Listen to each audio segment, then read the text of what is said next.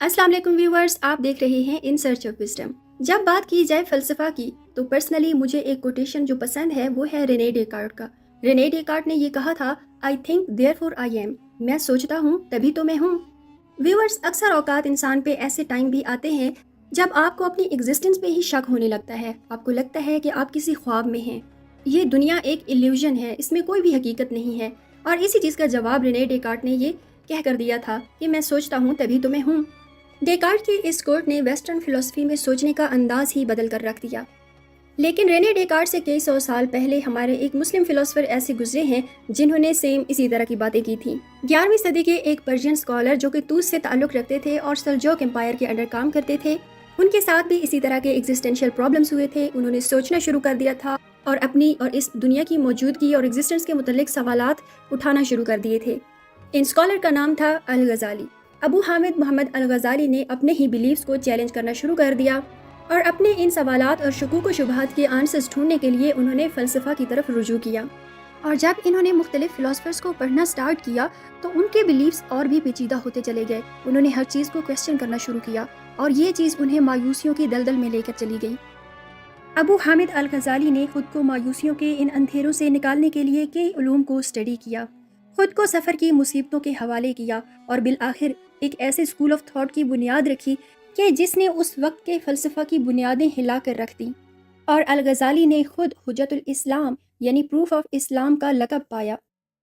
अबू हामिद मोहम्मद अल गज़ाली 1058 ईस्वी में एक बहुत ही गरीब घराने में पैदा हुए, लेकिन बहुत ही मुतक्की और परहेज़गार लोगों की औलाद थे वो।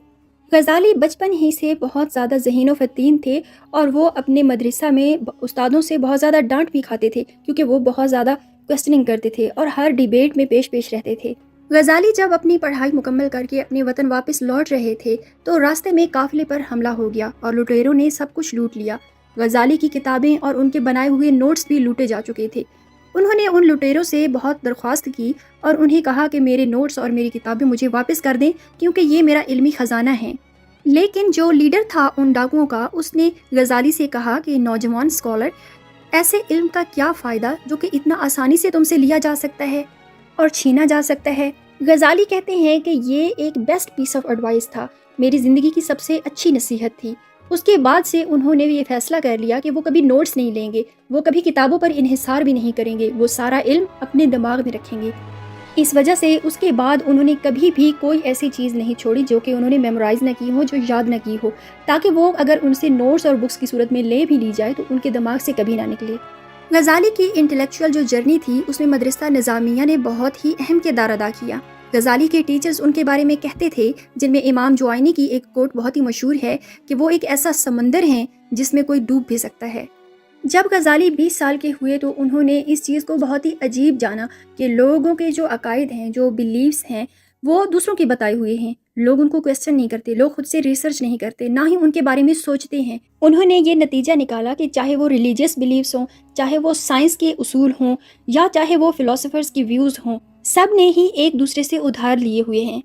अल गज़ाली ने अपने वक्त के जो रिलीजियस स्कॉलर्स थे उनके बारे में भी यही कहा कि ये ब्लाइंडली एक दूसरे को फॉलो कर रहे हैं और उस वक्त के फ़िलासफ़र्स को भी चैलेंज किया कि वो इब्न सीना और अल फ़ाराबी, जिन्होंने अपने व्यूज़ अरस्तू और अफलातून से लिए थे, उन्हीं को फॉलो करते जा रहे हैं, खुद से उनका कोई कंट्रीब्यूशन नहीं है। गज़ाली मुस्लिम थियोलॉजी और फ़िलासफ़ी में एक ऐसा नाम है जिनके फॉलोअर्स जो हैं वो दो गिरोह में बटे हुए हैं। एक गिरोह तो उन्हें हुज्जतुल इस्लाम मानता है और वो ये कहते हैं कि गज़ाली ने एहसान किया है उम्मत पे कि उस वक्त के फ़लसफ़ा की वजह से जो अकायद में ख़राबियाँ पैदा हो गई थी वो उन्होंने दूर कर दी हैं।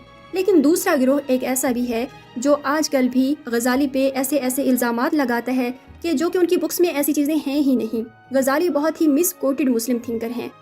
कुछ अर्सा पहले गज़ाली के बारे में नाइल डी ग्रास टाइसन, जिनसे आप बखूबी वाकिफ़ होंगे, उन्होंने ये कहा था अपने एक प्रोग्राम में कि Ghazali is the person who single handedly ended the Islamic golden era. उन्होंने ये भी कहा कि गज़ाली ने मैथ को एक शैतानी उलूम कहा है लेकिन मैंने जब गज़ाली को पढ़ना स्टार्ट किया तो ऐसी कोई बात उनकी राइटिंग्स में मिली ही नहीं। गज़ाली ने अपनी किताब डिलीवरेंस फ्राम एरर में रियाजी के बारे में अपना नुक्ता नज़र ये पेश किया है कि उस वक्त के जो फ़लसफ़ा रियाजी में भी माहिर थे वो अपनी कैलकुलेशंस के ठीक होने की वजह से फ़लसफ़ा में भी जैसे ही थ्योरी पेश करते उसको ठीक करार दे देते। यानी दूसरे लफ्ज़ों में गज़ाली ने ये कहा कि रियाजी के उसूल आप फ़िलासफ़ी पे नहीं लागू कर सकते। دوسرا الزام غزالی پہ یہ لگایا جاتا ہے کہ انہوں نے فلسفی کے دروازے بند کر دیے. ایسا بالکل بھی نہیں ہے.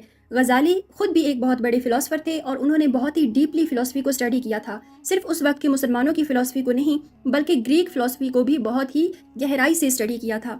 اپنی کتاب ڈیلیورنس فرام ایرر میں غزالی یہ لکھتے ہیں کہ مسلمان تھنکرز اور فلسفرز گریک فلسفی سے اتنے متاثر ہو گئے ہیں کہ انہوں نے اپنے ہی عقائد میں رد و بدل کر دیا ہے اور اپنے ہی عقائد کے بارے میں شکوک و شبہات پیدا کر دیے ہیں، اور انہوں نے بڑے ہی خوبصورت دلائل پیش کر کے ان باتوں کو ثابت بھی کیا ہے.